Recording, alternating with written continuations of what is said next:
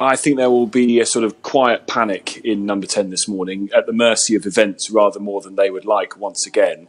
The main issue for this part of the morning, I think, is how the Prime Minister handles the Cabinet meeting later on, where there is a pretty ginormous split in how the Cabinet thinks the Prime Minister should handle the coming days when this vote is defeated.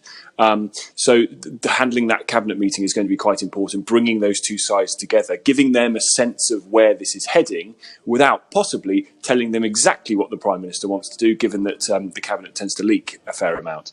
So that's the first issue for them. And then it will be what she says after this deal is voted down to give Parliament a sense of the direction, to give the country a sense of the direction that the Prime Minister wants to go in.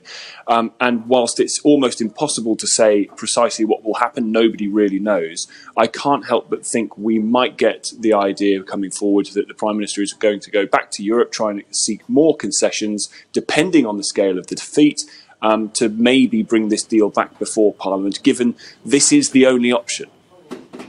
Well, it's interesting you say that, because there are reports of an RAF plane ready and waiting to take her off to Brussels for those sorts of discussions. Let's look at what you were talking about there, how Theresa May might immediately handle that defeat. In normal times, if she does get defeated by, let's say, 150 votes, 200 votes, that would normally come with a resignation from the Prime Minister. But of course, these are not normal times, and Theresa May has shown herself to be extremely resilient to calls for her resignation. Do you think she could still govern with her majority in Parliament chipped away even more? Do you know, I was just thinking how much I miss normal times. I think it's incredibly difficult. I mean, look, the DUP decided a while ago not to help provide confidence in supply to the government.